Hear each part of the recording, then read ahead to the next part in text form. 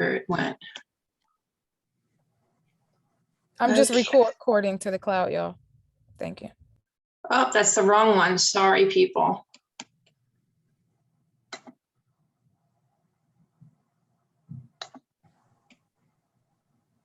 Okay, hit that, share.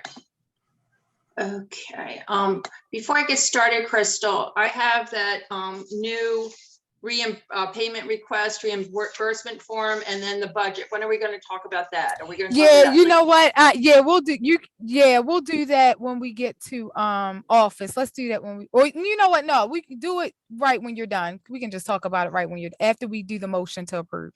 Okay, great. Sounds good. Yeah. Okay, June. I can't believe it's July. But anyway, we started with an administrative account balance of $1,580.96. There were no deposit to the administrative account.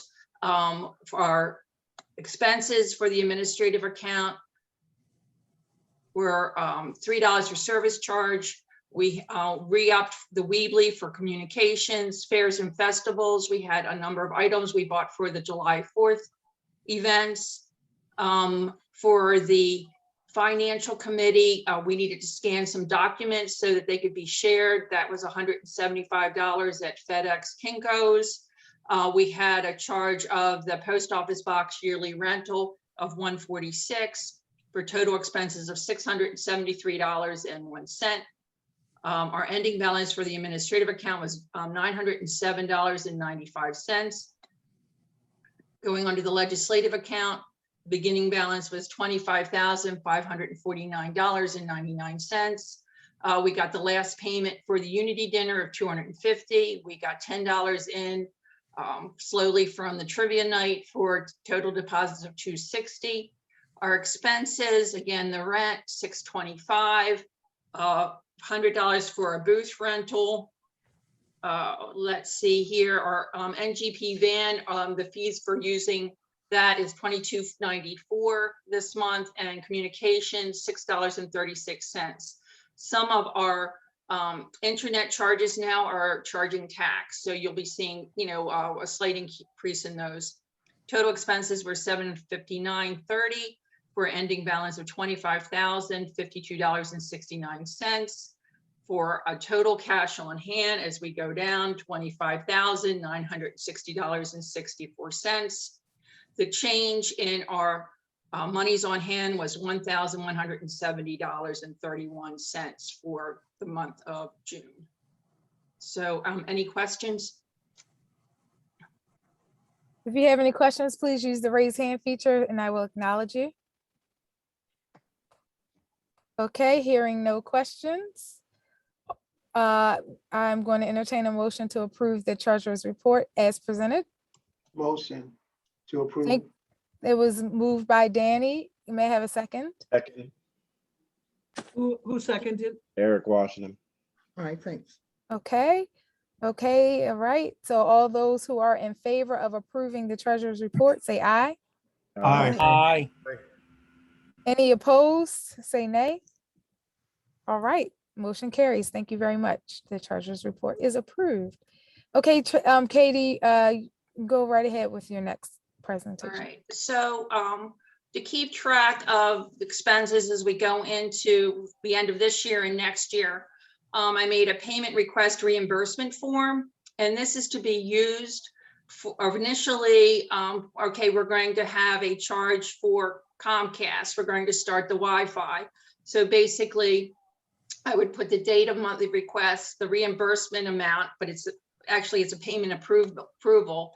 And I'm just going to say like payable to Comcast, and I'll say the committee, and the committee is communications, and it'll be the project, event, or purpose is for Wi-Fi in the office. And then perhaps me or George or Samay is going to have it approved by the chair.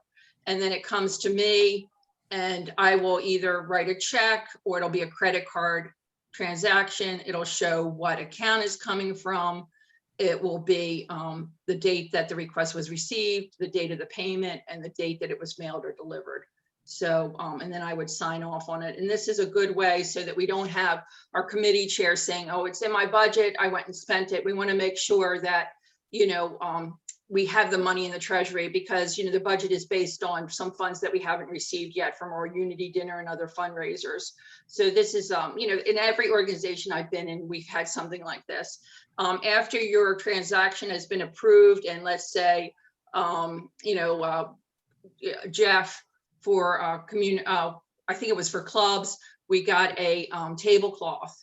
So he would, you know, if he had paid for it, he didn't, I paid directly for it, but if he had paid for it, then we would have a reimbursement to him and he would fill that out. So just for an example. So does anybody have any questions about this? Approximately what amount of time do you think it will take for anyone, let's say if they haven't approved of expenditure, fill out the form, how quickly will they receive reimbursement?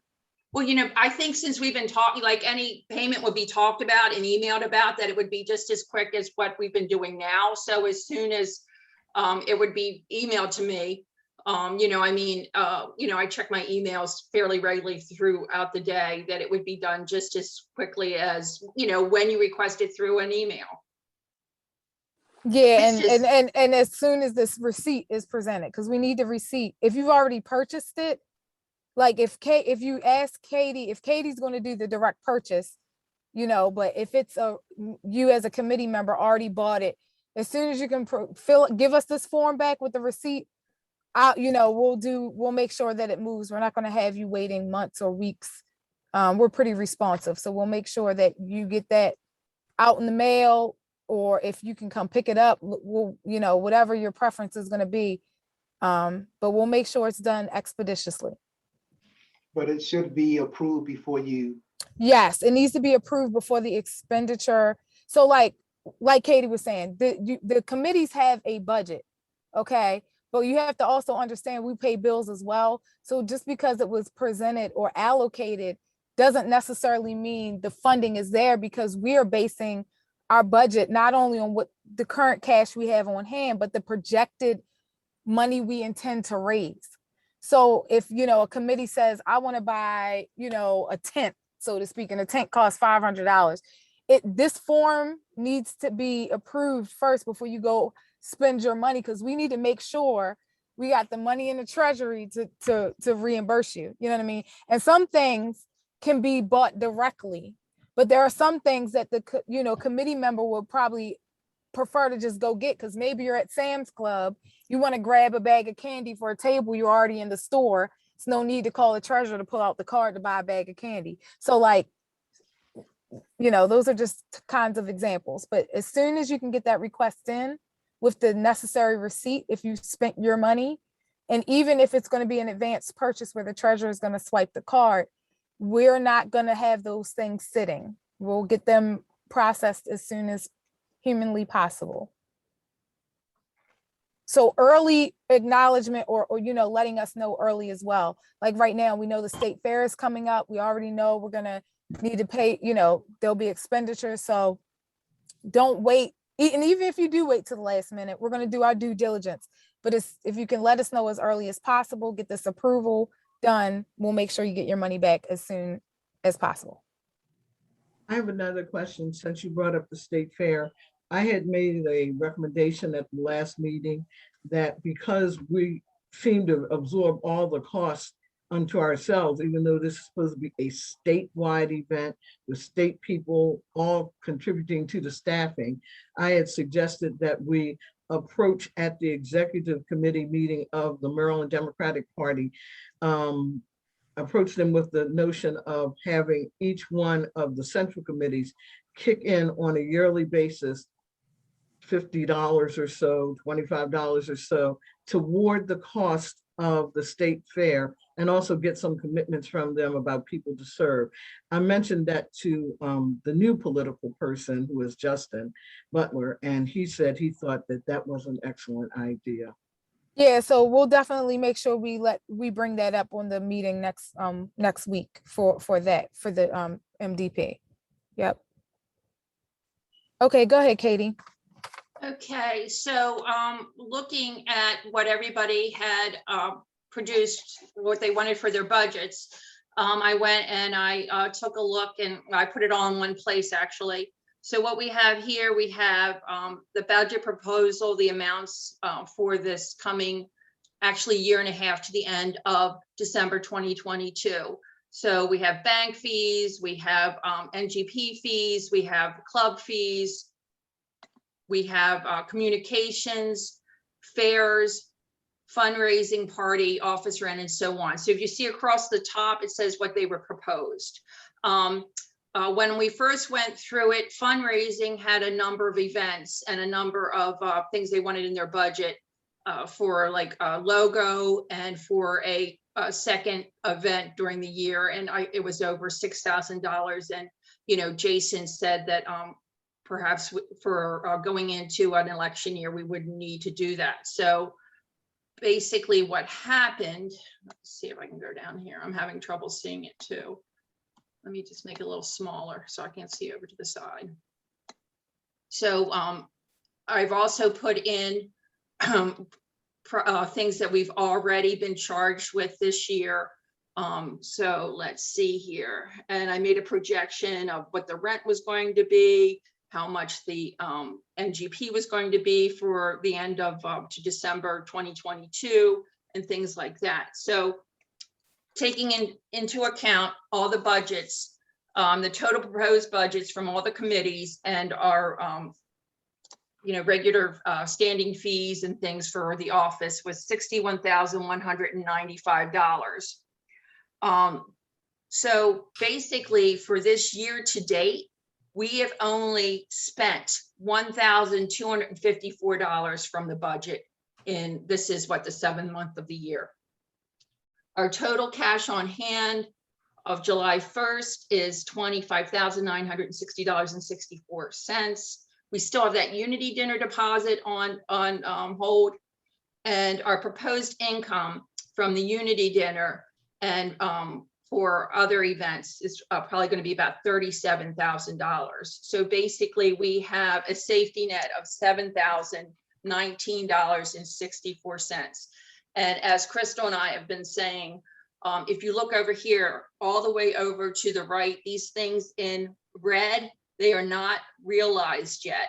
They are not. We're hoping to have $22,000 from the virtual Unity dinner coming this fall, and we hope to have $15,000 from the 2022 Unity dinner. And as I say, you know, those are just estimates of what we hope to bring in as a net, you know, for those events. So at this point, we're looking pretty good with a safety net of the $7,000. There is another cost of, you know, getting a CPA or a bookkeeper to do an audit of our books. And so that we have a safety net for that. So I'm sure there's lots of questions. All right, so are there any questions? We did present this budget last month. So the only change here that you'll see is the changes where, of course, each committee talked about what they wanted. So Katie went in, put that in, and Jason made a change to his budget. So that's reflected here in the final proposed budget. And again, this is a proposal. It's always going to be a proposal. We're going to vote on this, but again, it's just a proposal because again, we have to still raise from the Unity dinner in order to make most of these things happen. Any questions, please use that raise hand feature and I will acknowledge you in the order that I see you.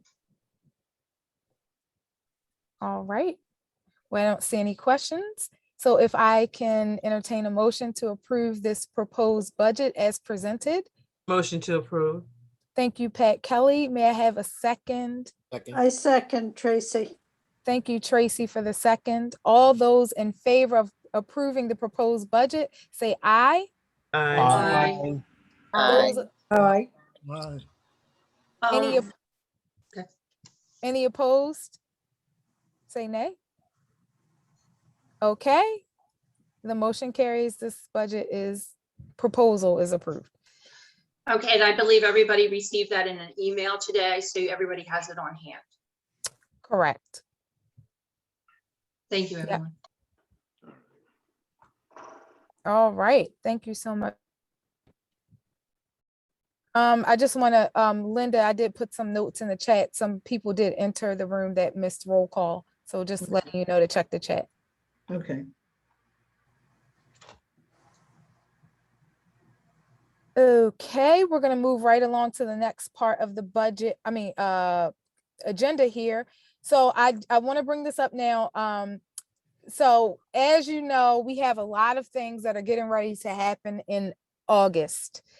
We've got the state fair. We're trying to plan to reopen for hybrid meetings where, you know, folks who want to come in person for central committee meeting in September and folks who don't feel comfortable yet can still come on Zoom. We got to get the internet set up. We got to do a little cleaning of the office because, you know, from the past election season, we just need to organize. So I would like for us to suspend our August meeting so that we can prepare, you know, so that subcommittees can meet, we can prepare for the state fair, we can get the office together. And I want us to resume our meeting in September. So I would like to have, if there is any discussion around that, let's have it. But I would like to entertain a motion for us to suspend our August meeting for those reasons I just stated. Motion to suspend the August meeting. Second.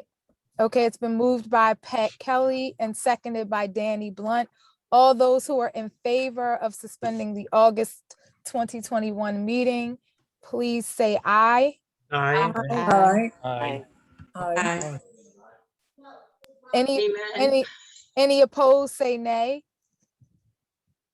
Okay, the motion carries. So our August meeting will be suspended. We are going to again resume in a hybrid environment where we're encouraging individuals who have been vaccinated to attend if you can or you feel comfortable in person, and those who still maybe for medical reasons can't gather or for any other reason you just don't feel personally comfortable, we will still have Zoom available.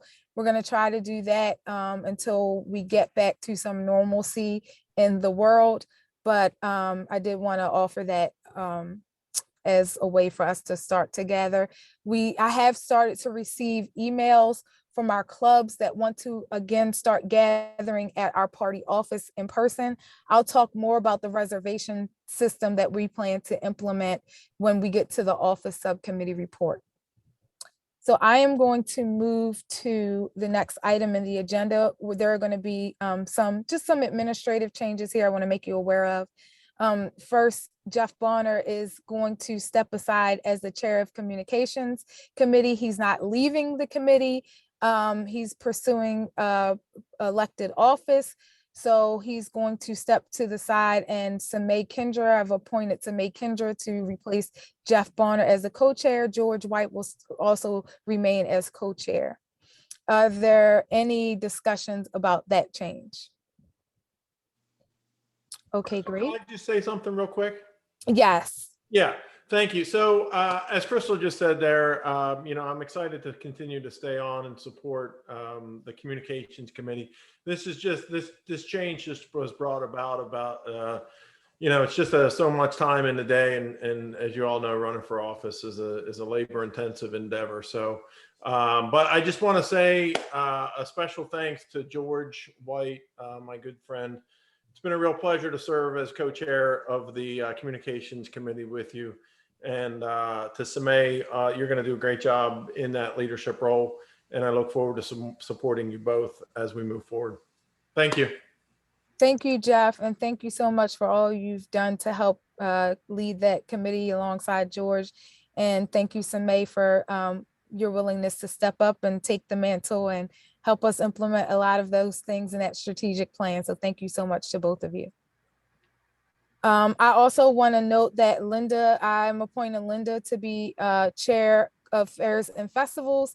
As same reason, Aisha Khan's running for office. She's very busy. Linda has been doing most of the legwork on, a lot of the things coming down the pike. And so Linda was willing to take on that role.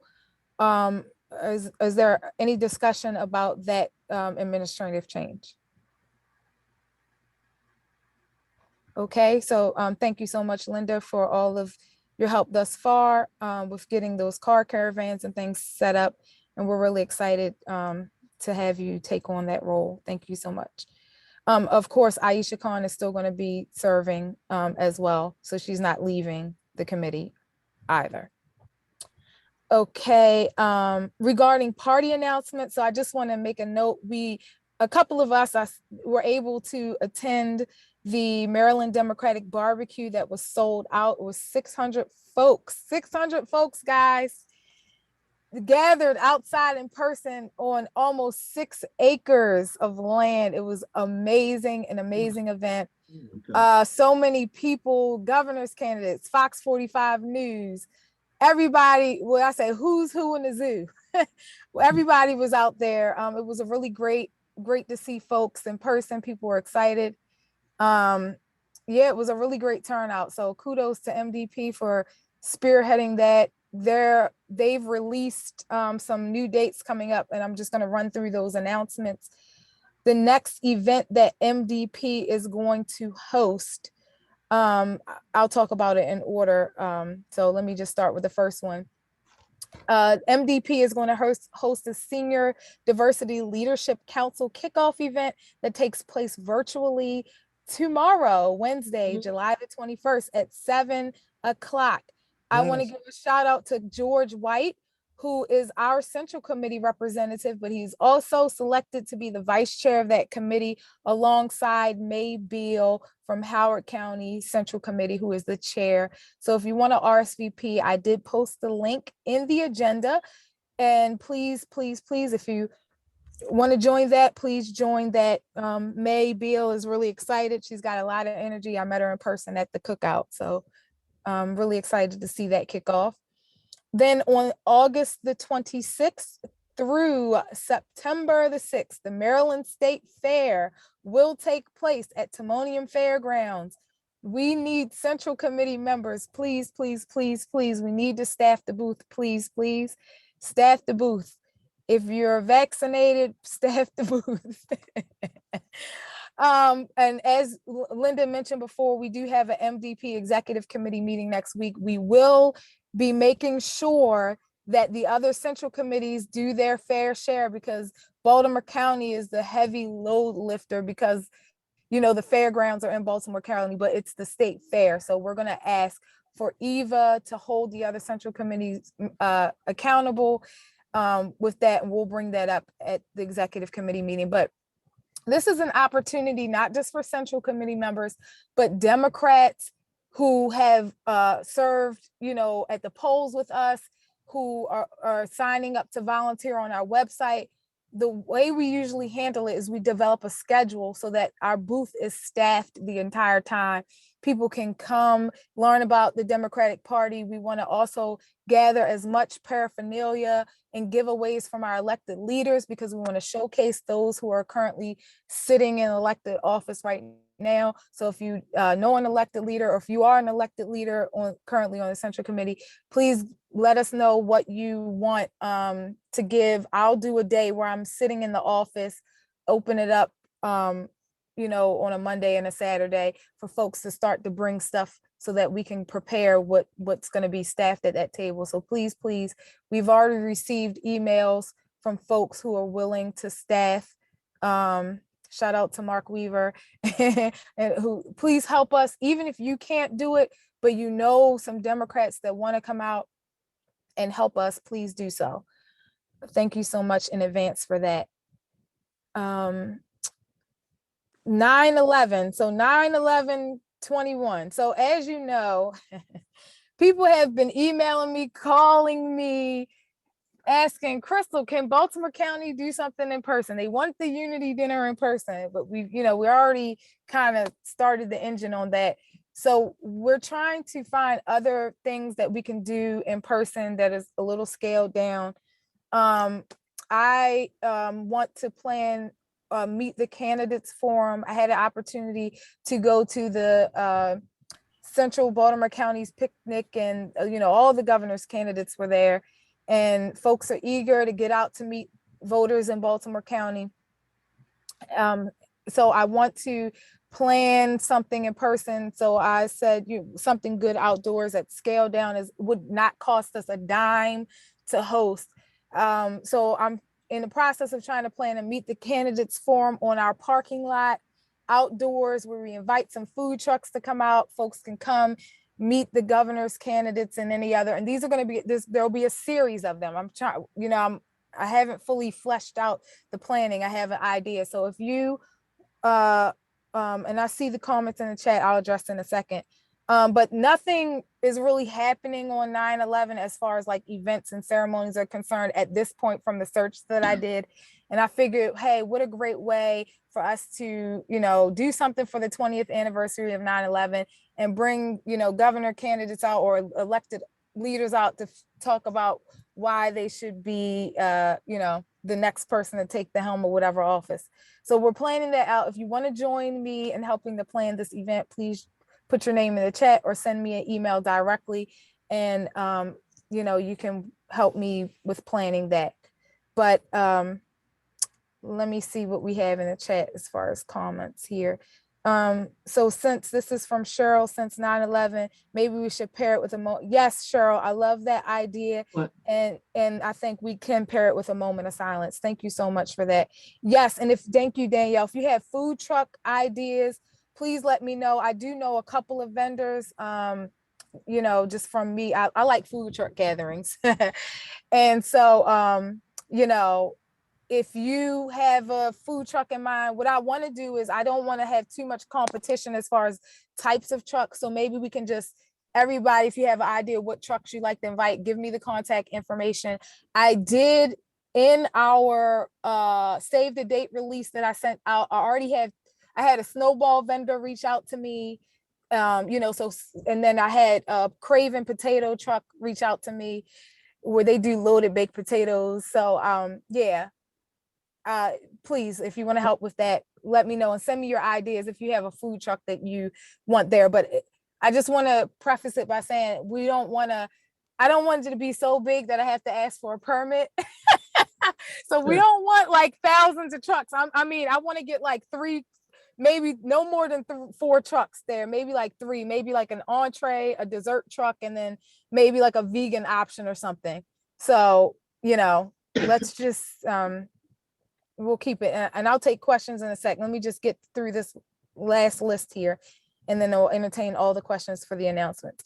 Then on 10/7, October the 7th, that's the first week of October, we are going to do our 15th annual Unity fundraiser virtually again. It's going to be on Thursday. It's a Thursday. It's from 7 to 9 like it was last time. I know people want to get in person. I tried my best, but the committee, we want to just keep it virtual, but this is not going to be our only fundraiser. So we'll plan another fundraiser in person, scaled down event for those who want to get in person. I know a lot of our elected leaders have been asking me to please do something in person. I got caught in the corner at Julian Jones's event. Do something in person. See, he's having something. So people want to get out. They're excited to get out. But, we have literally almost 0 overhead costs and we were able to really bring in some solid money, but we will. I told those elected leaders, we want me to hold something in person, we'll do it, but you got to support it so that we can, really do well with our fundraiser. So I do have some ideas in mind. And again, I'll be working with fundraising committee.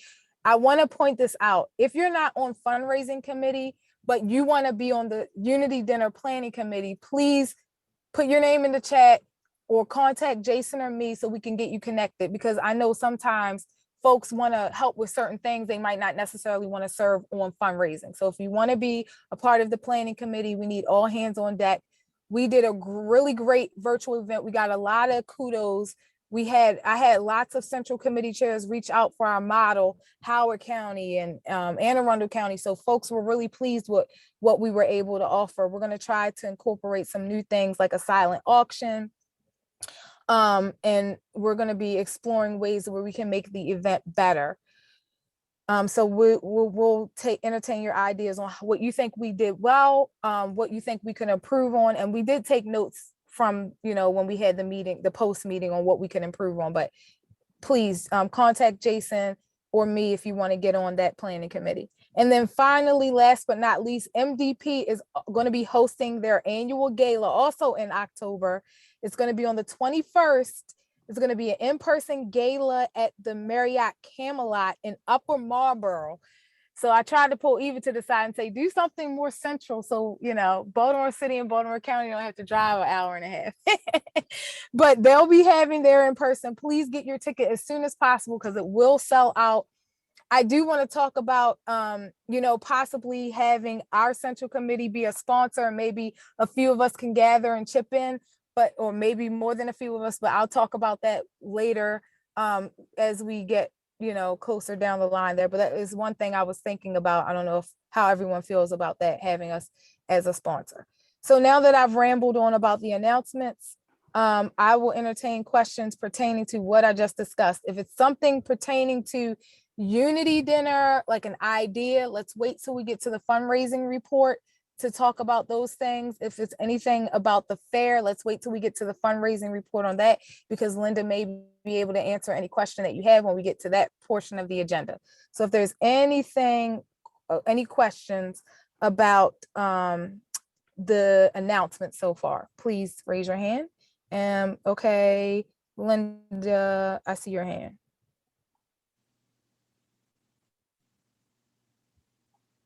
Are you on mute? You're on mute, Linda, if you're talking. No, no, go to someone else. I can't remember what I was raising. You had said something I wanted to ask you about. Oh, okay. All right. All right. So we have no other questions on the hand raise. I'll address the ones in the chat. Okay. The gentleman who runs the site referenced above has connections with dozens of food truck vendors. Thank you so much, Emily. Okay. Thank you. We'll definitely, look at that. Thank you so much. Oh, Go ahead. I remember what it was. You were mentioning that maybe we could have an event outside our office on the parking lot. Mhm. Do you know if anything is being planned at all in the Towson courthouse area? For September 11th. Yeah, because this is Well, kind of a solemn occasion. I know. There I are did do monuments there. I did do a search. So you're saying to move it there? The only well, so here's the thing. I thought about that, but someone said that because it's a political event, we might not be able to do it there. How would it be a political event if we are commemorating 9/11? Well, we're not commemorating 9/11. We're having a meet the Democratic candidates event. Yeah, so it was like I did ask about that because I was thinking, you know, depending on the registration numbers, where could we go if we got, but someone said there's a fine line between having it's considered a political event if we're doing like a Democratic meet, like it's a political event. Am I wrong, Jason? Do you think there's any, what do you think? I think well, number one, it is a political event. That as I understand what you proposed based on the prior conversations, it would be a political event because it's primarily to meet and greet candidates and stuff like that. It's not just about 9/11. No, it's not about 9/11 at all. It's really Right. about meeting the candidates. We're just doing it on 9/11 as a way to get, yeah. And the other thing is you need permits for it, you know, for sure, whereas you don't necessarily, or we're trying to avoid the need to have permits for our own space. Right, yeah. Well, then I would ask this question because I think I wrote it. I think I wrote it to you. Okay. If it's not going to have anything to do with 9/11, why are we having a Meet the Candidates event on 9/11 when this is the 20th anniversary and a lot of people, especially people who are military background, law enforcement background, folks in their families, they're going to be part of 9/11 events. But there are no 9/11 events happening. I've searched and there was nothing happening. I said, well, let me take advantage of this date because folks are going to folks look for things to do on 9/11. I think there are in Baltimore City. But we're county. We're not having anything in the county. I'm not aware of anything that's happening in the city either. Well, I did a search. To resolve the issue there, I mean, it may make sense then, Crystal, just as a suggestion to help get to the bottom of it, is if, for example, it sounded as if you were saying that Councilman Jones asked about an in-person event. Yeah, See what he says about 9/11, and then because he may know of if there's a 9/11 event that he'll attend, he'll let you know about it so we can work around it if that comes up. But realistically speaking, I've not heard of anything either. So, and I don't think that whatever would be happening that day is anything that's going to last the entire day. It's yeah, probably in the morning and probably to commemorate certain things, but then it's not like people are just going to go home and say, well, I can't do anything else for the rest of the day. And I'm not trying to be insensitive or anything. I mean, believe me, I do think that it's something that we could do something on that day. And for the people who indicated that they were interested in doing something in person, that's to address both problems, one that, and they're reasonable ones that Linda raises, to just go and talk to, I don't know, Councilman Jones or, some delegates and find out if they're doing anything. Well, okay, well, I'll do that. Well, Okay. Crystal, the only reason I brought this up is because a lot of times members of the Democratic Party get accused of not being patriotic, not being supportive of law enforcement. So we can have a meet the candidates date and opportunity on almost any day, but why not have us be the ones to organize something specific to 9/11's commemoration and let some of the candidates come and be respectful to law enforcement, military, all of that, and let them see that we're just, I mean, I, for one, come from a very patriotic family in Oh, which we have yes, a lot me of first too. responders. So, Okay, well, I hear two different kinds of ideas here. Well, maybe we can make it more, still do a meet the candidates, but have purpose with 9/11. Is that what I'm hearing essentially? Can I just add something? Your hand Yeah. raised. I am very, I can't use the hand raise function, I'm sorry. I was thinking, now I lost my train of thought, but with the 9/11 event, I'm afraid as we get closer to the date, we're going to have more memorial ceremonies come up. And we're going to find that the electeds we thought could come to our event will probably be called all over the, if we want people who are running for governor, they might be called all over the state. So that's my concern with 9/11. If we pin down that date and then later we find out that our candidates can't make it, that might be an issue. Whereas we have the day after, which is a whole Sunday, where we had talked about having a family event that we could maybe do something during the day.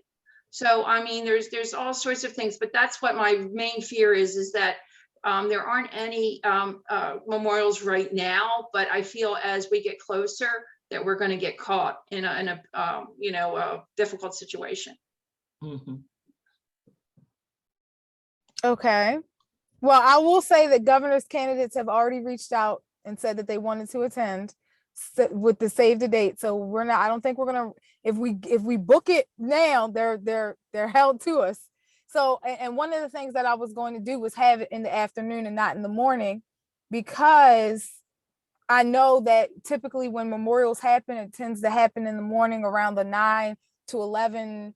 And so I was looking at afternoon, like 2 to 4 time frame. So, but yeah, well, I mean, I did already send the save the date, but there's no time frame there. So I can take this back, cash it out, and all those who want to help with the planning of this, we can get together. But I will say one of the things, because I'm a millennial mind here, so I think a little. I mean, I understand what you're saying, but the way I was thinking about it is, we don't ever have anything, and so a way for us to have something, meeting. I just looked at it from a different perspective. That's all. So I understand what is being said, but I was looking at it as, instead of us not doing anything, we can have something, bring people out, do like a little, like a moment of silence, but not have like a ceremony where we're actually memorializing folks. But yeah, so we'll take that back, these suggestions back, and see how we can compromise. So again, if you want to help me with this and you have some additional ideas, and maybe we can move it to Sunday after church hours, because I do go to church. We can find a way to compromise that. So I saw Jeff's hand up. I saw Jeff, Emily, and then Senator Kelly's hand. Yeah, Crystal, I was just going to add, and I think you just summed it up right there. But the only other thing that I would add to the conversation is 9/11 is also National Day of Service. So, in addition to those events, the actually represent the memorial service in the morning, there's probably going to be some service events going on, and I'm tracking that. You did the research, and those things are probably, to Katie's point, probably going to be popping up here, the service event. So I definitely think there's a way to thread that needle, to your point about adding it, making it in the afternoon later, but just want to throw that on the radar as well. It's a National Service Day in addition to the 9/11 events. Thank you. Yeah. Emily Cook. Hi, sorry, I was trying to unmute. It wasn't cooperating with me. I do know that the Parkville Kearney Business Association has an event annually for 9/11.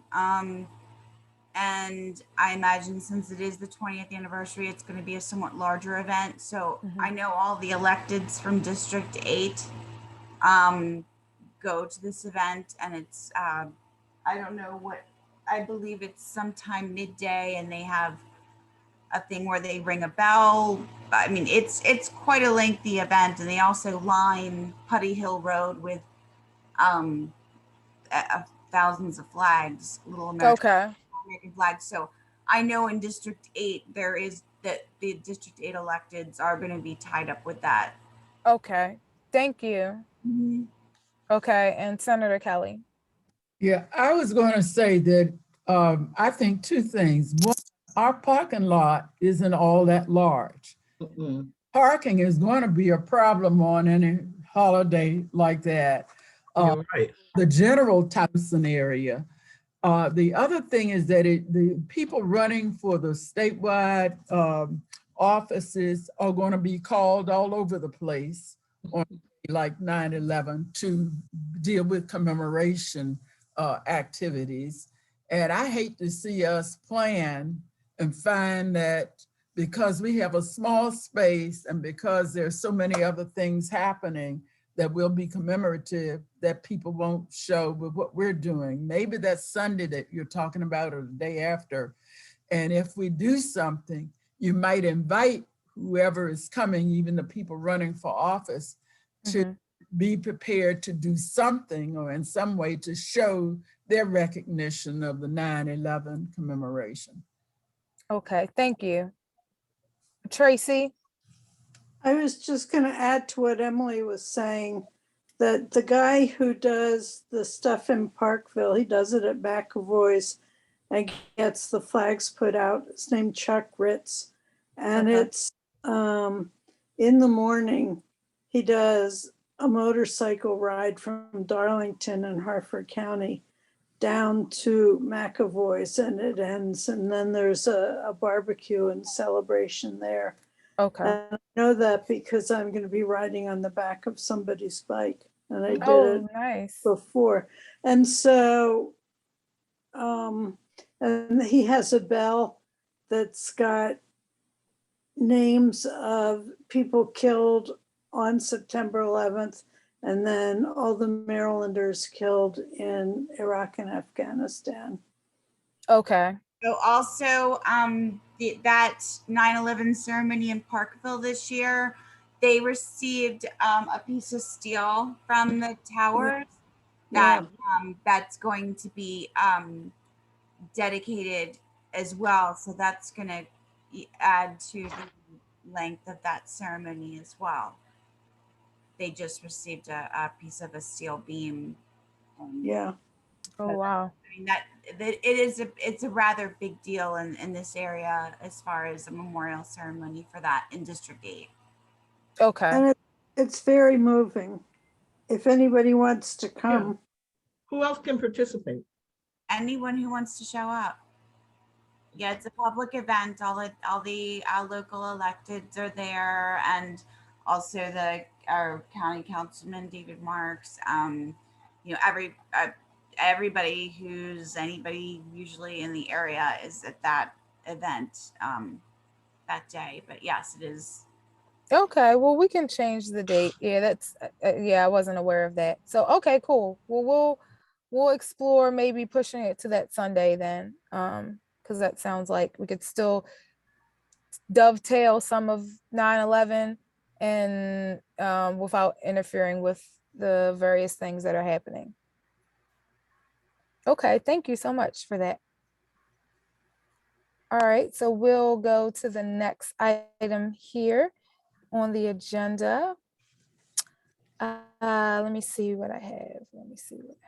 Okay, yeah, so those were all of the announcements for MDP and things that are coming down the line here for the next couple of months through October.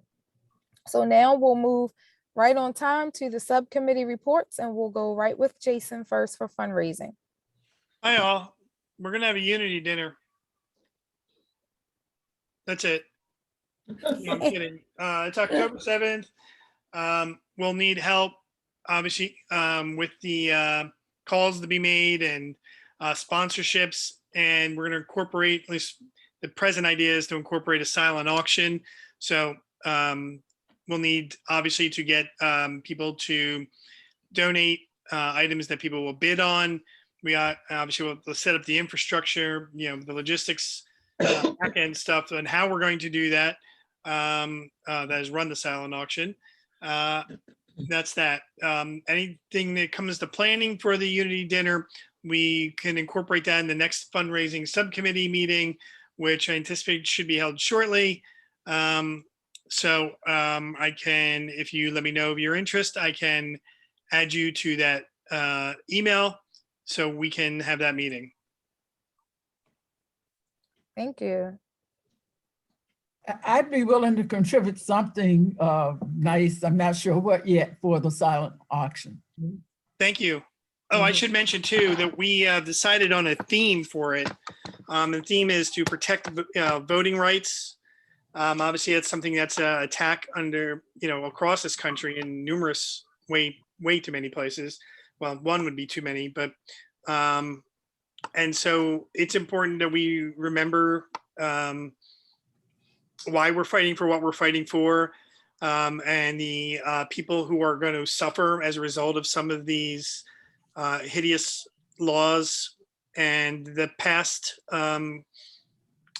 whatever words I'm going to use, I'm not going to give it justice, but suppression and whatnot that came well before this, that you would have liked to have thought that we could at least be past some of these things, but here we are. So we are trying to use that as a theme for some of the speakers that we ultimately hope to get. We have some targets in terms of who we would like to serve as a keynote speaker. Without trying to go too far afield here, the top of my list, as Crystal is well aware, and I spoke to Danita Tolson about it, as well as Sherilyn Eiffel. If we could figure out how to get her, she would be the perfect person. Now, I'm not going to pretend for a second that that will be an easily obtainable goal here, but that's the kind of person who I think would best reflect the theme and provide the meaning and significance of the moment, and also to commemorate the hard work that certainly from her behalf and many others over the years, and no doubt in the foreseeable future. So with that in mind, I can answer questions, and I see Danielle has her hand up.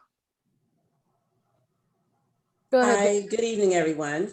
So you mentioned Sherilyn Eiffel. I can check on her for you. Can you give me some dates and also some names of individuals that you would like to speak?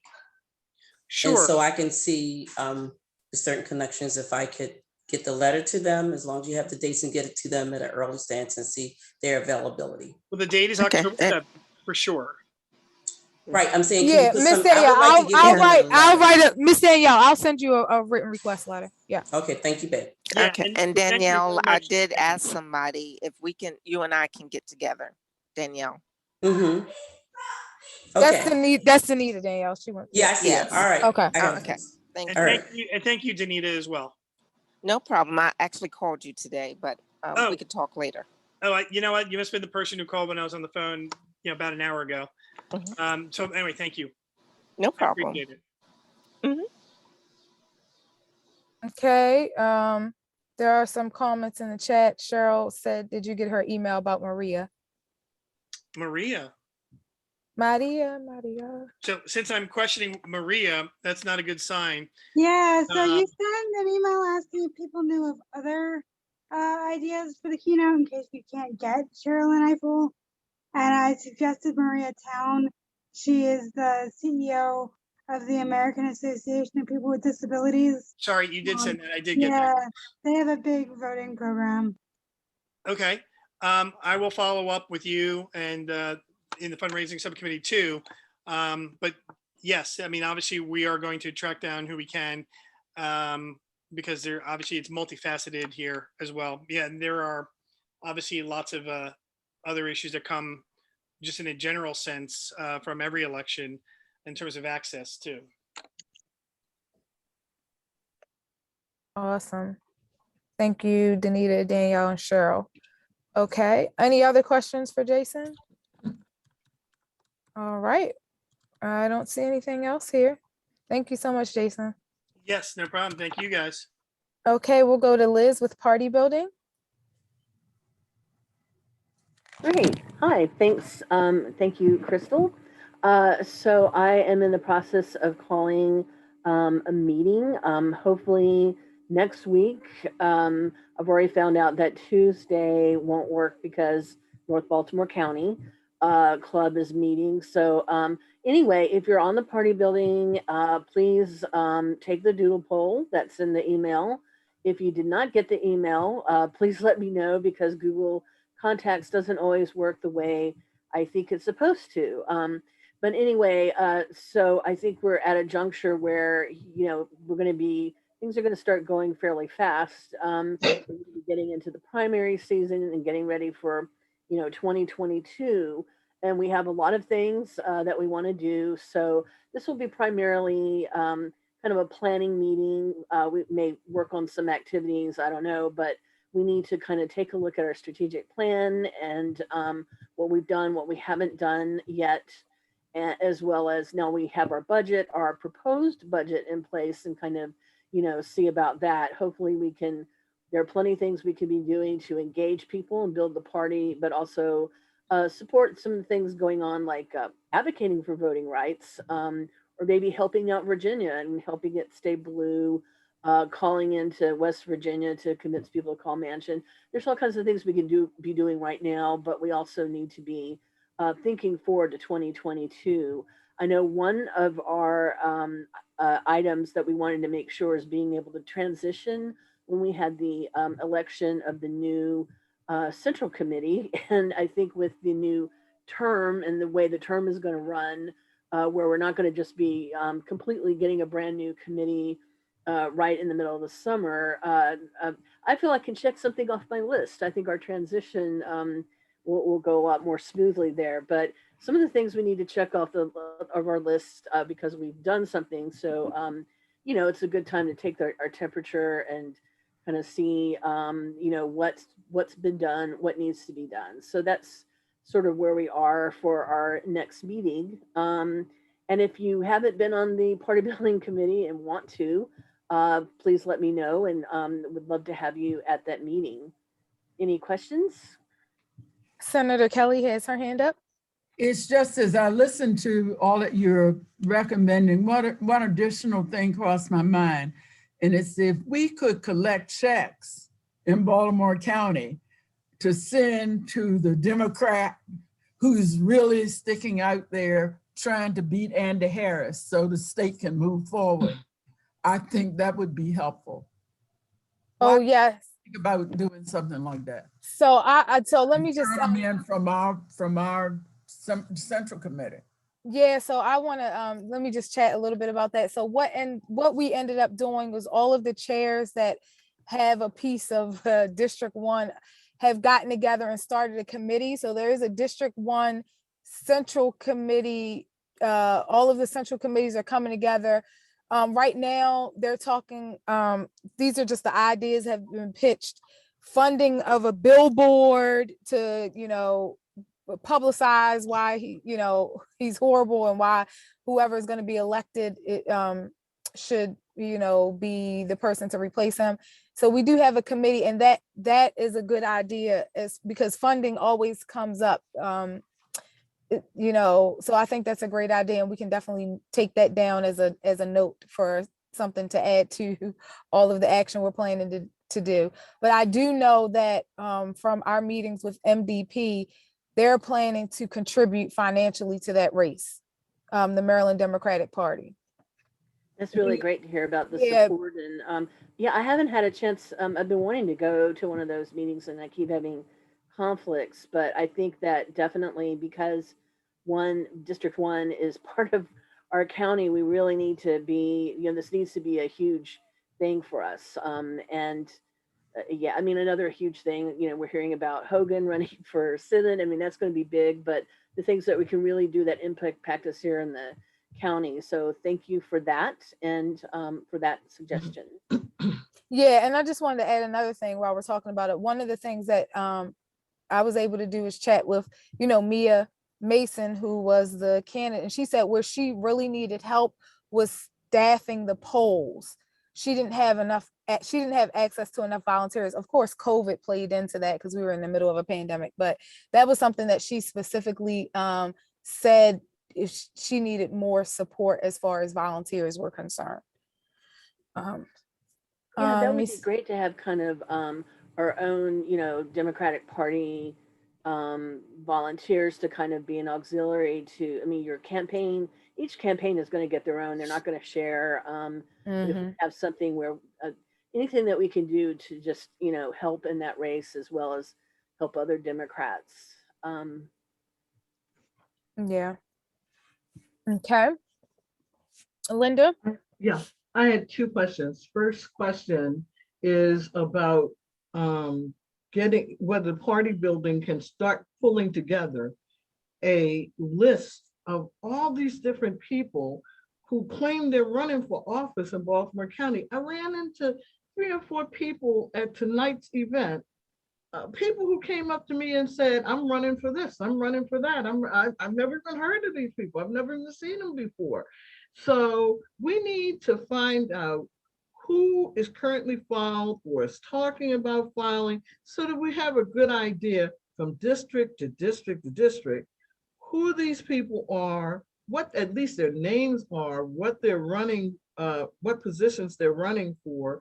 And I mean, at this point, we can't support anyone for the primary election as a party, as a party one over the other, but at least we have some idea in our own specific districts what the lay of the land is, understanding that some people are putting this off till they learn more about what the lines will be as a result of redistricting, which brings me to the next topic.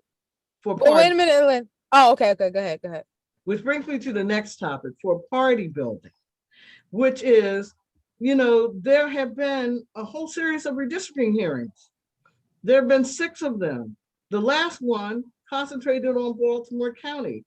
Luckily, we were able to pull together about 10 to 12 people from Baltimore County, of whom about 8 of them were from the Central Committee. But I was really expecting many more people to sign up and be able to speak about redistricting, especially since at 3 minutes per person per speaker, right? They could, from 6 to 8 o'clock, because they spend like first 6 minutes introducing the rules. They could have had 38, 40 different speakers, but they said they'll stay there to 9 o'clock, 10 o'clock, as long as it takes.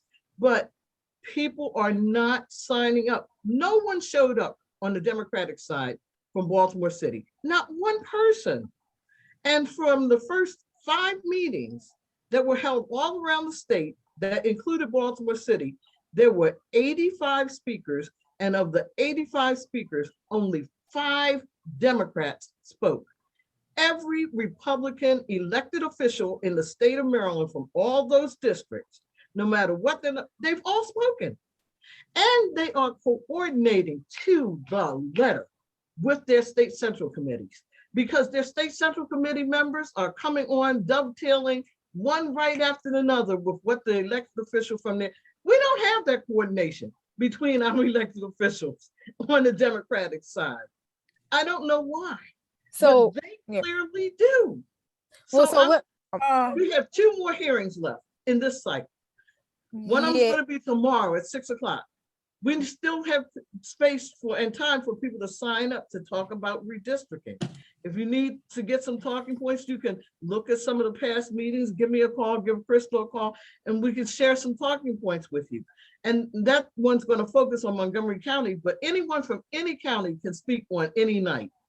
And the following Wednesday on the 28th will be the final one of the eighth one in this cycle. And that's going to focus on Prince George's County. But again, you can speak for the first time or for the second or third time. So I encourage club members, regular citizens, even if our elected officials aren't taking part in this, it's not stopping any of the Central Committee members, the Democratic Party club members, or regular citizens from speaking up, because this is being taken serious.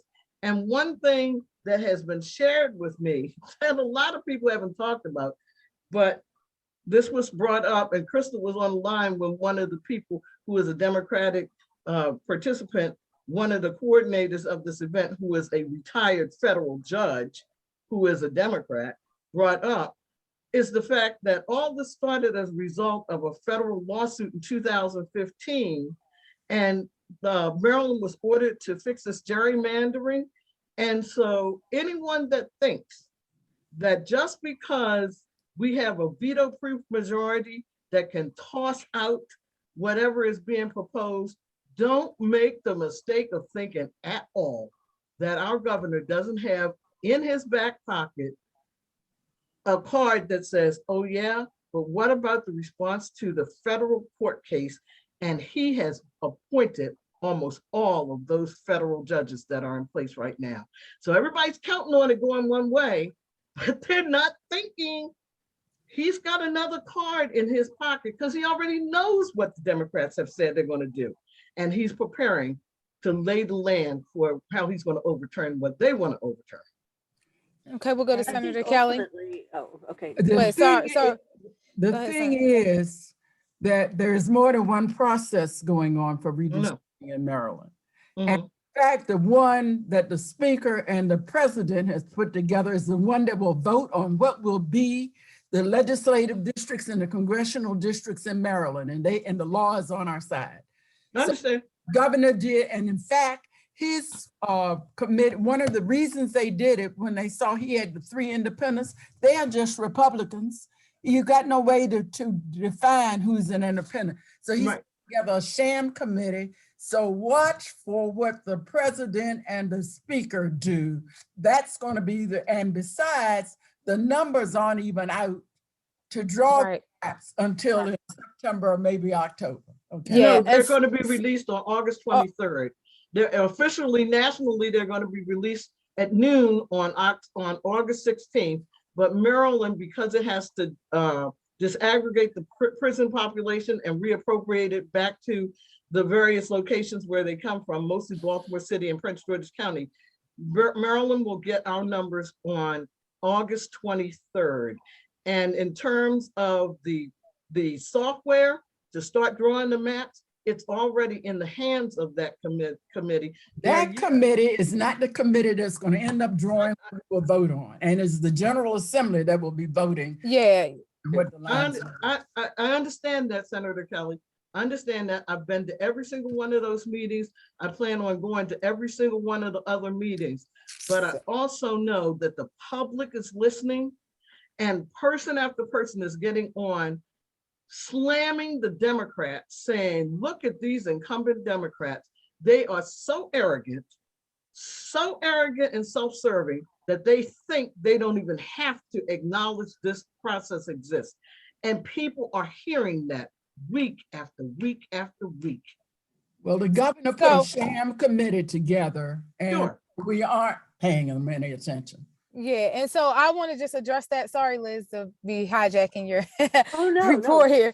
Go ahead, So go ahead. yeah, so to address that, I had a conversation with the Democratic caucus leader. I did make him aware of all of the things that were, I asked if he could give me talking points so that we can get the individuals, that Democrats that want to participate in this Maryland Citizens Redistricting Commission. He's getting me talking points.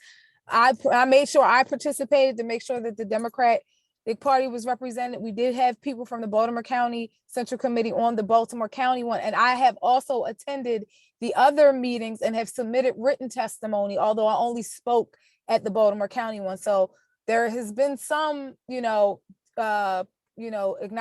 participation there for Democrats. It's just not as, robust and coordinated as how the Republicans are appearing, but what they're doing is reading the same script over and over. So it's not really that much coordination. They just emailed a bunch of people, told them to get on and read the script.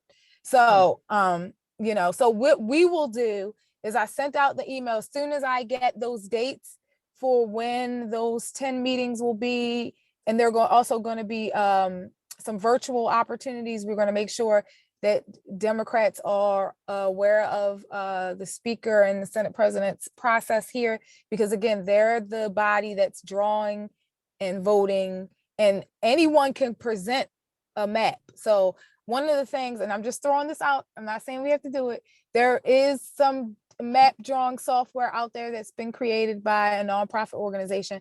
So if you are very interested in how you want your district to look, go to that software. I put it out in the last email blast, and it's also in the newsletter. So yeah, just want to put that. So Liz, did you have anything else before we entertain the others with questions? I see one more hand up. Oh, well, I'm happy to answer any more questions specifically about party building, but I just wanted to mention briefly a thank you to Jeff, who has been great to work with as co-chair.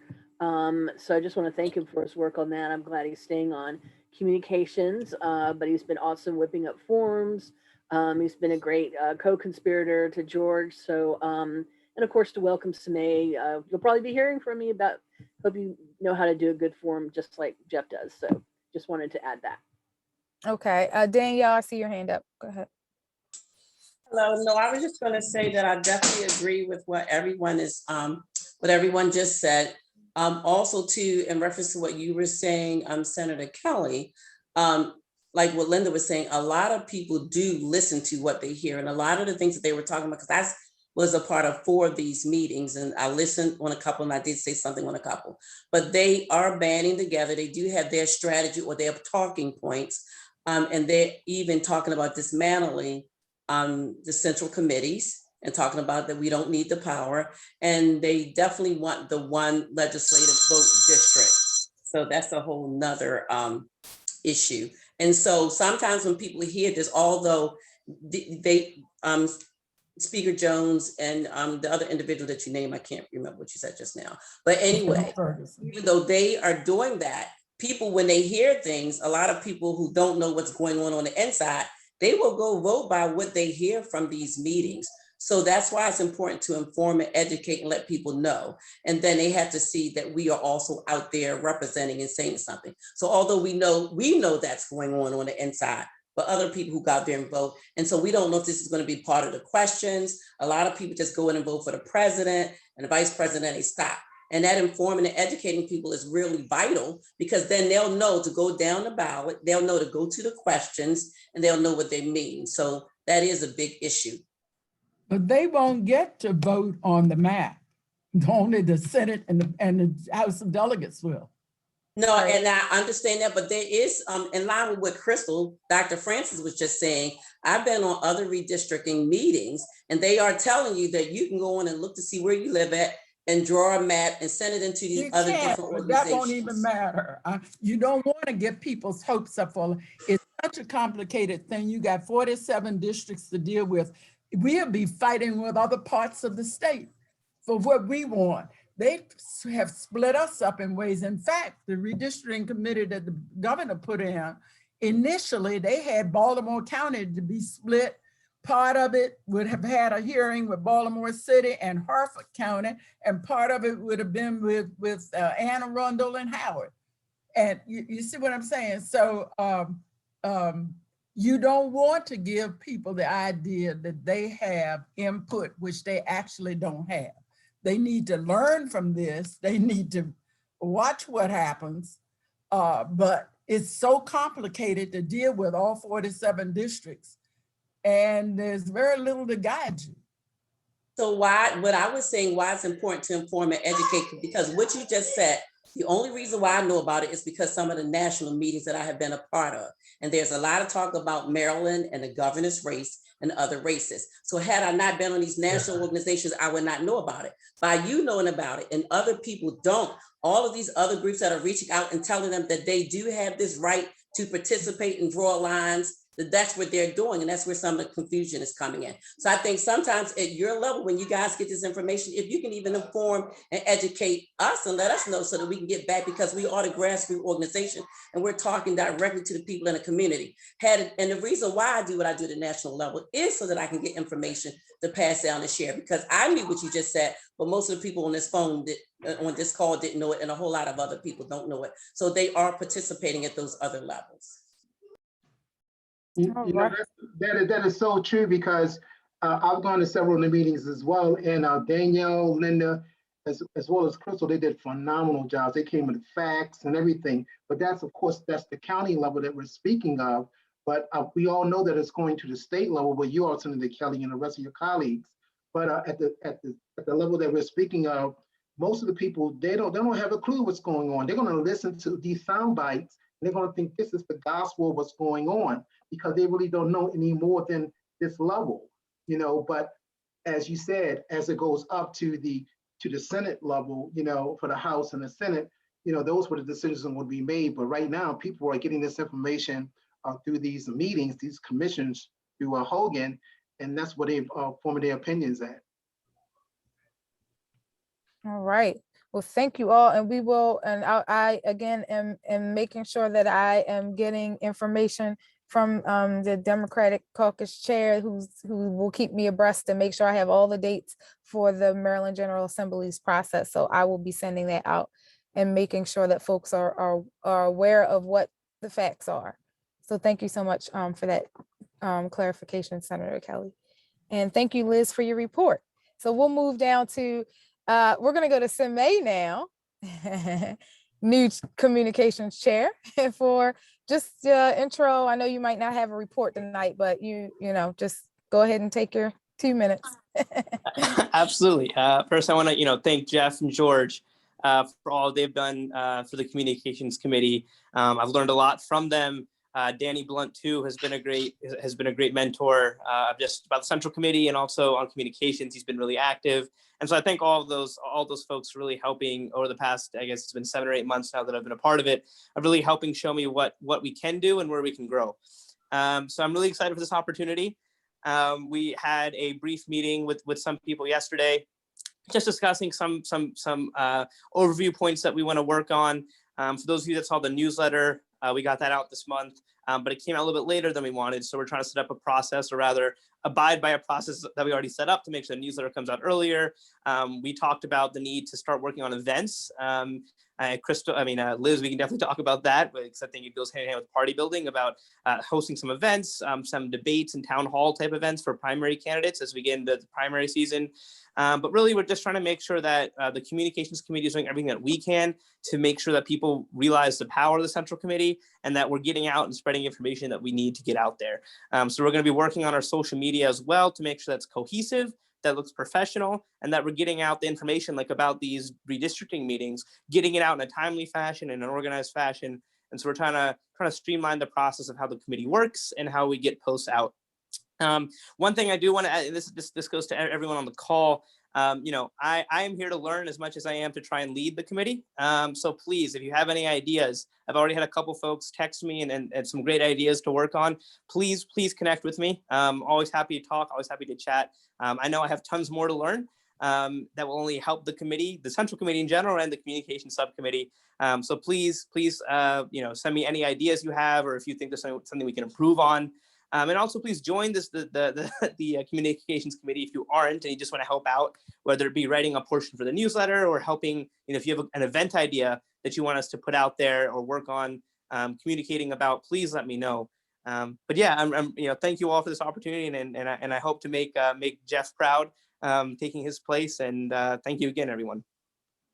Thank you. And I just want to put a plug out there. If you speak another language and you're fluent, please help us with getting some materials that we typically sent out in other languages. I know a little bit of Spanish, but I'm not fluent. So any help with that is helpful, particularly as we start to approach these fairs and festivals season. So with that, I'm going to move to the Crystal, go ahead, George. just want to just kind of piggyback on what was said. Things will begin to get streamlined where we all can kind of participate. But just to kind of add, we take tons and tons of pictures. So we're finding out that our storage space may not be able to accommodate those. So the workaround would be, if you can get your pictures to me, then I have the storage spaces that I can upload them, and then I can share a link back to the central committee where you can access the pictures, at will when you guys begin to put things together. So that's how we'll be able to store pictures and video. Okay, because storing stuff on the cloud can become very expensive. But since that's part of what I do, I have tons and tons of storage space that I can upload pictures and videos to. Also, with the September, we are going into a hybrid type of a meeting. Now we have the technology that we can really do the Zoom as well as the incoming. But what we will need at the office is some type of big TV. So if somebody happen to have an extra one in their home that they wouldn't mind letting us use for our meetings at the office. That way we can kind of put things on the big screen where people can see the lovely faces that they see as we speak tonight, as well as the in-person. We are not also our chair, Dr. Francis, is talking about, well, we have to get to the office, but that'll be something different. We have to sort of clean up, get things together where we can have space for the few people that show up. But more than likely, there's going to be a lot of folks that's going to come back into the office. So we have to make arrangements for them when they come in. But we also have to get rid of a lot of old furniture. And I think Katie Dot has a trailer we can use to haul that stuff off to the dump. But anyway, that's just kind of changing topics a little bit. But anyway, just kind of remember to get your pictures to me some kind of way where we can begin to store them in some type of a file. Other than that, we can continue on doing what we do. And that's my 2 cents. Back to you. Thank you. Crystal, can I just add one thing that is that I just wanted to add? Yeah, go ahead. So, after the communications committee gets some more things aligned, I'll make sure to share with the rest of the committee, what we're changing. But there's something that I am going to implement or work on with George soon that I think would be useful for the central committee to get used to using now. And it has to do with what we're discussing, with different redistricting meetings and things along those lines. I'm going to create a form that I'll send a link out to the entire central committee.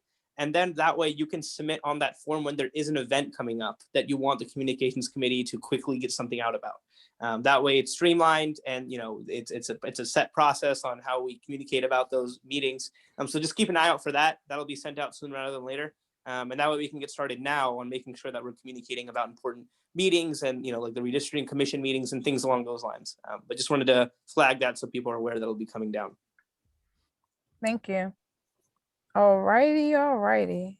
Okay, we're going to move on to fairs and festivals. Linda. Yes. Well, I haven't had a chance to do anything since I just became the chair tonight, but I did want to share some information. I had mentioned before that they were toying back and forth whether they were going to have the Latino Festival this year. At first they were saying yes. Recently they stated that they're not going to put it on this August. There will, however, be an African-American Heritage Festival of sorts. It's supposed to be a virtual festival. However, if any of you have gone out to any of the in-person events recently, like last Friday, there was at Randallstown Community Center an outdoor event, an outdoor movie event, and it had prizes and giveaways and food, and it was wonderful and cost almost nothing. And people stayed there from 6 o'clock until 11 o'clock at night, socializing and watching a movie, and brought their kids with them, sort of drive-in movie theater fashion. That was put on by the African American Heritage Festival. And also at the event that was held at the park, Northwest Park on 4th of July, that also, a portion of it was put on by the African American Heritage Festival. So what they've decided is, instead of being a one-day event where people get exposed one time, that they're going to spread some of this out, and they are going to have some additional events coming up. But the festival itself, the virtual festival, you can get tickets to it, and it's low-cost tickets because it's going to be virtual. They're thinking that some portion of it's going to be hybrid, however, still in Towson, and I hope so. And it's going to be September 18th. Meanwhile, we need to start getting people organized to staff the Maryland State Fair. And that means that we need to have folks, not just from the Central Committee, but from all of the different clubs as well, and other counties and so forth. And you heard what I said earlier about seeking some staffing and funds from some of the other jurisdictions. I want to call a meeting within the next 2 weeks of the Fairs and Festival Committee. And a lot of people have been helping out at a lot of these activities that we've had. They've helped out with the sign waves, they've helped out with the car caravans, but it shouldn't just be people from Northwest District. It's got to be people from all over the county. And I know that when we were doing car caravanning last year, it was all hands on deck. We had people from every part of the county. I reached out to all of the different Democratic clubs, and there were people who, came as volunteers. I would like to get that kind of collaborative going again so that we can start doing some interesting things. I talked about upgrading our appearance at the State Fair by having a different backdrop, maybe having a roulette wheel or spinner, so that we can have some drawings. Yeah, I have a spinner. I have one. Yeah, the Republicans have had that for years at their event, and people keep coming up to us asking us where are our little, enhancements. We need to have those kinds of enhancements. People are expecting more of us. So we need to, in part, gather the names of all these different people that are running for office so that we can get their materials, their signs, and so forth. But also, we're going to try to step it up a bit this year and have a more high-profile appearance at that state fair than we've had in the past. And the most important part is this year, we have to really work hard of not running out of supplies on day 2, 3, or 4. Okay? It's an 8-day event. So I'm going to be contacting you all. Please reach out to me without me having to contact you to let me know what day and what time slot you might be available to work for the work at the state fair. And please bring your family members with you. Thanks. Emily has her hand up. Yeah, Emily. Yeah. Okay, so in the comments, I put a link to the Google Doc for the schedule for the 2019 State Fair. Thank you. Update that with the new dates, and of course clear out all the former volunteers names and stuff, but if we could just update that Google Doc. I have several groups that I'm involved with that we could get to the various Baltimore County Dem clubs and like Together We Will groups, and there's another group called Debrief. We just need to get that calendar sign up form, ready and spread out to as many different groups as we can so people can start filling their names in. I mean, it's already, you know, the foundation of it is already set up in that Google Doc. We just need to, you know, update it with the correct dates and any additional information, you know, and, you know, of course, always have a backup person for each date, but that, you know, we don't have to really reinvent the wheel because that Google Doc is already set up. We just need to change the dates and then start getting it out to all these DEM groups so that, you know, our friendly people can start filling in that calendar. Also, yeah, we do buy I've been involved with that for a couple years with the state fair. I know I myself, we were next to a candy booth, and I myself spent about $100 at that candy booth restocking the candy for the table. But yeah, the fans, the you know, whatever little tchotchkes we can give away, people really come by for that stuff. And the dish of candy, and you know, that kind of stuff is definitely important to have. But at least we have a foundation with that old calendar, Google Docs. But you know, as soon as that can be updated to the current dates and we can get that out, we can start getting that filled pretty quick. Yeah, and just to piggyback here, I did when I was at the barbecue, there were lots of fans and stuff left over. So I said, Eva, we saved that for the state fair. So Eva and them will have stuff for us to give out. So, and we'll be able to buy some stuff, but we're going to put the onus on all the central committees. So we're not the one having the heavy financial lift there. We're going to try to get all central committees to contribute their fair share, including time at the booth as well. So I think we'll be able to make it work. Yeah. And Emily, if you and I can sit down and maybe look at like Oriental Traders or some of the other places where you can order giveaways, I'd like for us to come up with a little higher quality giveaways this year and make sure that we have. I mean, people love those. They love them. State Dem fans. Those are huge, and they're also highly visible when people are walking around with them. Yeah, definitely. Okay. So anyway, yeah, if you know, I'm happy to help with anything because I've done the state fair and 3 years. And I went back when it was happening, and you know, that's, you know, I just, as soon as I can get a calendar ready to go, I can put it in several different groups and we can start getting that filled up. Now we may have some hesitancy with the Delta variant. Some people who used to work at the fair happily may not be so anxious to work, you know. I don't know if that's going to be a factor or not, but you know, that means it's all the more important to get that Google Doc out and you know, start finding out how quickly we are going to fill those slots. Right. And that's why it's important to not have to have so few people that you're relying on just a few people working too many hours, too many days in a row. Let's have enough people so that everyone is limited in how long they have to stay in the building working inside. And then they'll be free to take breaks and all the rest of that, walk around, get some fresh air.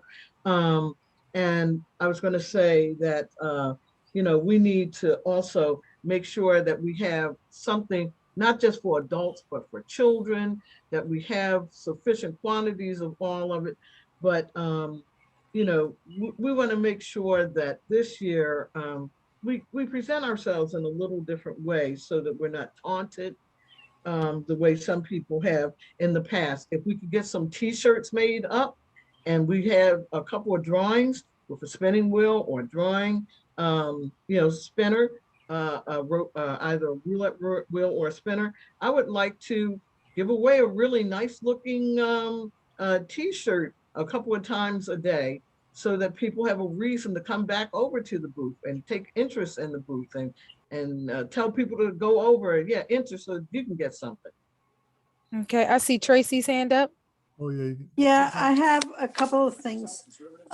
First of all, the table gets very crowded when we have so much candidate stuff to give out. So I don't know if we need a bigger table or what.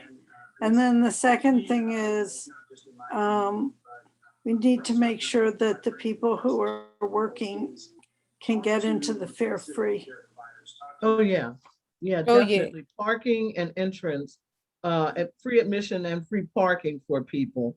And also, Tracy, what I was thinking about, because I agree with you, it can get to be way overpowering when we're having too much stuff on the table. But you've seen the modular bookcases that you can put together made of plastic. Yeah. They have like 5 shelves on them. I would like to actually set one of those up and have it organized so that it's tiered and so it looks more like a living room setting. Okay.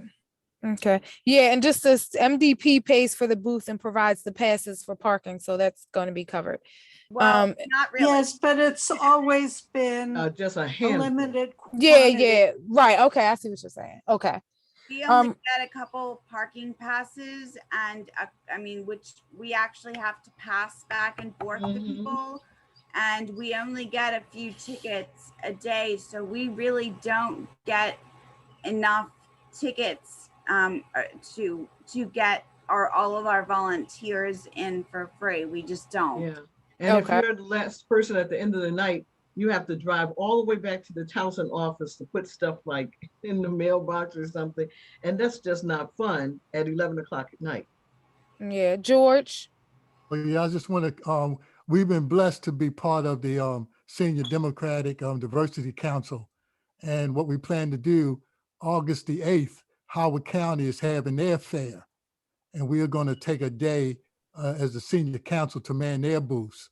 So what our plans are is to kind of stretch that help from Howard County over to our fair in Timonium and get the seniors from over there come and help us. So we'll be able to take a day and call it senior day at the fair and man the tables. So with that being said, we have representatives from all 23 counties that's serving on our council. So we can pull in at least the seniors to help us. Yeah. That's great, George. And there's also another group that worked with us, the Moms Group. I'm sure some of you are familiar with it. They worked with us all last year doing the sine waves. They're up in Ricestown area. Yeah, so Yeah, just, yeah. So actually we got not plenty of help, but we have additional help that Okay. can kind of help us man these tables. All righty, we're gonna move to the next item here because we're getting down to the wire. Thank you so much for that. So stay tuned for the next email coming out for the Fairs and Festivals meeting, and please join that. So regarding office, we already mentioned that we're gonna do a hybrid reopening in September. As George was alluding to in his presentation, we're going to need to prepare, which is one of the reasons why we're suspending the August meeting, because we need to ensure that we get rid of that clutter so that we can figure out a way to socially distance and make sure that we have enough space to occupy so that when we do this hybrid meeting, folks can fit in the room. So I am going to send out a couple of like a doodle poll to see who else can join me. So I'm not in there by myself trying to organize. I'll need men to help me because I can't lift the cubicles by myself. And if you are willing to come out and help, please keep that in mind. I'll be sending out a poll for some weekend in August. And that's that. For financial review, as you know, we did activate the financial review committee. So thank you all. The financial review committee did give their blessing to our proposed budget, which you just voted on today. So thank you for that. And as you saw in an attachment, we are going to be posting a request for proposal for someone, accountant or bookkeeper, to help conduct our 2019 biannual financial review. So please, that was an attachment on your meeting invite. So just as a FYI, that's going to be going on the website tomorrow, sometime this week. That'll be open till August, and we're going to take the most competitive rate there. So read that RFP. If you have any questions about it, please feel free to reach out to me via email or phone. That's all I have in regards to that report. Let me see. Linda's your hand up, or was it Yeah, already I up? just wanted to say, when you were on office, you were saying one of the days you're gonna be there to help clean out the office. Please let me know, because on that same day, I would like to be in the office so that I can bring with me Yes, the the stuff. many badges that I paid for upfront, that people asked for me to buy for them, that they've never picked up and paid for. Yes, okay, They're and still in the back of my car. okay, yes, please, please, please. Yes, please get your badges. And again, I'll send out a poll for when folks can come out. So please get your badge. It's really nice. I wore mine today. We when I was all out wore and ours about. today. And on Sunday. Mhm. All right. Well, there's no report for bylaws, there's no report for data, and there's no report for nominations. So I have successfully gotten through the entire agenda. And if there are no other items for discussion, we can entertain a motion to adjourn the meeting. Motion to adjourn. Thank you, Pat. Is there any second? Second. Thank you, George. Thank you all those for a great meeting. All those in favor of adjourning tonight's meeting, please do so by hanging up. Good night. Aye. Good night, Night, everybody. everyone. Good night, Thank you. everyone. Good night. Good night. Good night, everyone. Good night. Thank you. Good night. Bye, bye. Linda, Oh, yes. do you have my cell phone number? Good No, night. let me have it. Bye, Rosita. Let me have it. 410-979-5500. 5500. Thanks so much. Okay, and again, you might want to copy and paste that link that I put for the sign up before Okay. the chat gets deleted. Okay. Um, And do you have my cell phone number? no, I'm not sure if I do. So Okay, I put it on a lot of stuff I send out, but it's 443-929-0652. okay. Yeah, there's a lot of stuff for this state fair that we should chat about, because they really don't. We get 2 parking passes. No, And- we can't have that this year. Well, I don't know how to get around that, but they only give us 2.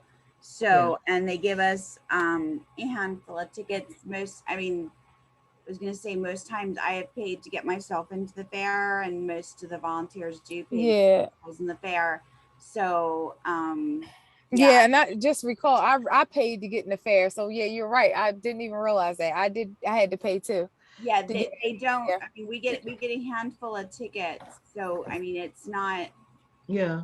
It's And not. we have to have regular vendor parking passes so that we're not parking on the back beyond the We do. We the get- light rail lines. Yeah, we get 2 vendor parking passes, but they have to be kind of, like I said, I usually, if I'm going to be there for a length of time, I'll meet somebody somewhere and they'll hand it off to me, and then I'll go, up there, or I just, find parking on the street somewhere and hike.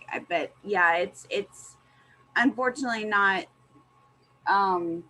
we can't get all of our volunteers in for free unless there's some upgraded form of a thing that we can get that it will give us more tickets. I don't know, but yeah, that's the thing. And I know, like Carl Jackson and Harry Bendary and stuff, they always want to be at the fair as well. Well, So- that's why I said we need to bring it up to the Maryland Democratic Party Executive Committee that all these different central committees are supposed to kick in for the funding of the state fair, so that we will have enough parking passes, enough admissions, and also so that if any of those people come up from Prince George's County or Wycomico County, we'll have something to give to them. Even if they just work for 2 hours, it would be great.